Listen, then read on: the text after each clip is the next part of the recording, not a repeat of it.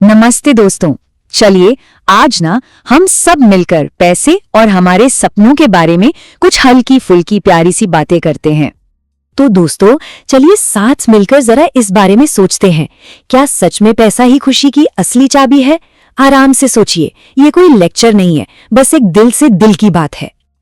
पता है अक्सर हम ऐसा ही महसूस करते हैं ना, जैसे हम किसी त्योहार का कितनी बेसब्री से इंतजार करते हैं, सोचते हैं बहुत मजा आएगा, पर दिन के आखिर में ना बस थकान महसूस होती है।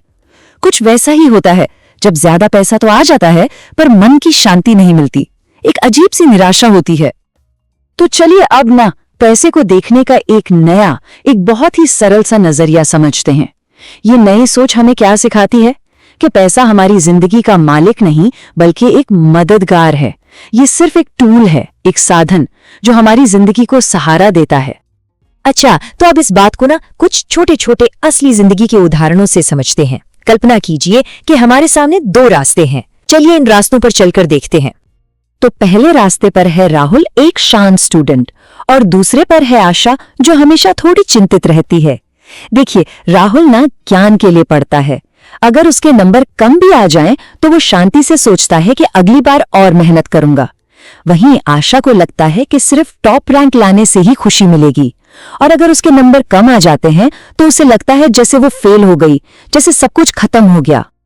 तो इस छोटी सी कहानी से हमें एक कितनी प्यारी सी सीख मिली है ना, कि राहुल सफलता का समझदारी से इस्तेमाल करता है, जबकि आशा अपनी खुशी के लिए ही सफलता पर निर्भर हो गई है।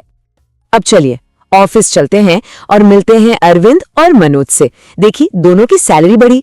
अरविंद जो थोड़ा संतुलित है, उसने पैसे बचाए ताकि वो भारी ईएमआई से बच सके और अपने परिवार को ज्यादा समय दे सके।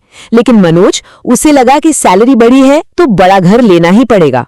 उसने एक बड़ी ईएमआई ले ली और अब तनाव में रहता है। देखिए, पैसा अरविंद की जिंदगी को सहारा दे रहा है और वही पैसा मनोज की जिंदगी को कंट्रोल कर रहा है।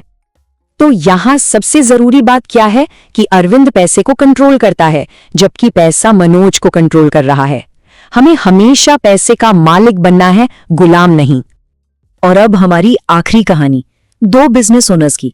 एक तरफ है रमेश, जिनके विचार बहुत स्पष्ट हैं। वो अपना बिजनेस बढ़ाते हैं, पर उन्हें यह भी पता है कि कितना काफी है। वो जानते हैं कि कब रुकना है। वहीं दूसरी तरफ है सुरेश, जो सिर्फ और सिर्फ ग्रोथ के पीछे भाग रहे हैं। इस भाग दौड़ में उनकी नींद कम हो गई है और तनाव बढ़ता ही जा रहा है। रमेश के लिए पैसा एक मददगार है और सुरेश के लिए पैसा मालिक बन गया है। तो देखिए, रमेश पैसे का इस्तेमाल समझदारी से कर रहे हैं और सुरेश पैसा उनका इस्तेमाल कर रहा है। इन दो रास्तों की कहानियों से एक ही बात समझ आती है, सब कुछ हमारी सोच पर निर्भर करता है। तो दोस्तों, ये तो थे कुछ बड़े बड़े उदाहरण। अब चलिए तीन बहुत ही छोटी छोटी कहानियां सुनते हैं, जिनकी सीख बहुत बड़ी है। इन्हें ऐसे सुनिए जैसे कोई प्यार से कहानी सुना रहा हो। तो पहली कहानी है लेसिक सर्जरी की। एक महिला है, उन्होंने सर्जरी करवाई और उनकी आंखों की रोशनी एकदम परफेक्ट हो गई। वाह! पर अजीब बात यह है कि वो फिर भी खुश नहीं थी, दुखी थी। पता है क्यों? क्योंकि उन्हें उम्मीद थी कि सर्जरी से सिर्फ उनकी आंखें ही नहीं बल्कि उनकी जिंदगी भी बदल जाएगी। उन्हें लगा था कि लोग उन्हें ज्यादा प्यार और सम्मान देंगे। तो देखिए, पैसे ने उनकी आंखों को तो ठीक कर दिया, पर उनकी उम्मीदों को नहीं। अच्छा, अब दूसरी कहानी, एक आराम कुर्सी की। एक बहुत अमीर आदमी ने $21,000 की एक आराम कुर्सी खरीदी। जब किसी ने पूछा इतनी महंगी क्यों, तो उन्होंने क्या कहा? अरे यही तो करना होता है जब आपके पास पैसा होता है।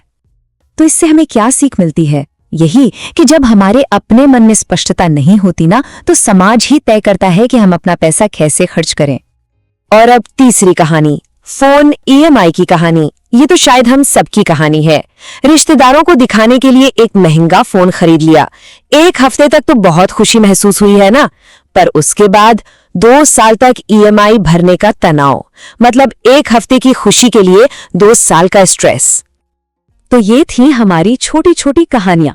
चलिए अब एक छोटा सा शांत सा पल लेते हैं और अपने रास्ते के बारे में थोड़ा सोचते हैं। तो सबसे पहले खुद से ये पूछिए, मुझे पैसे से क्या उम्मीद है? क्या मुझे शांति और सुरक्षा चाहिए या फिर दूसरों से मिलने वाला सम्मान?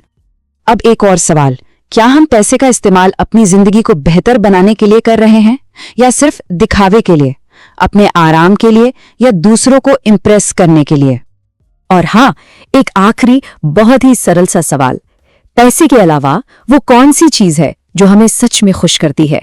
क्या वो परिवार के साथ बिताया हुआ समय है या फिर हमारी अच्छी सेहत? अच्छा, तो इन सवालों के बाद बेहतर जीवन के लिए एक छोटा सा एक्शन टिप लेते हैं। इस एक लाइन को कहीं लिख लीजिए और हो सके तो रोज पढ़िए। पैसा मुझे बेहतर दिखने में नहीं बल्कि बेहतर जीने में मदद करे। और जैसा कि दुर्गा सर कहते हैं, पैसा एक साधन है, स्पष्टता खुशी तय करती है। बस यही इस सारी बातचीत का सार है। तो चलिए आज इस प्यारे से संकल्प के साथ इस बातचीत को पूरा करते हैं। हमारा दैनिक संकल्प है शांतिपूर्ण जीवन जीने के लिए पैसे का बुद्धिमानी से उपयोग करना है। और हाँ, ये हमेशा याद रखिएगा दोस्तों कि रोज की छोटी छोटी सीख ही एक दिन बड़ी कामयाबी बनती है।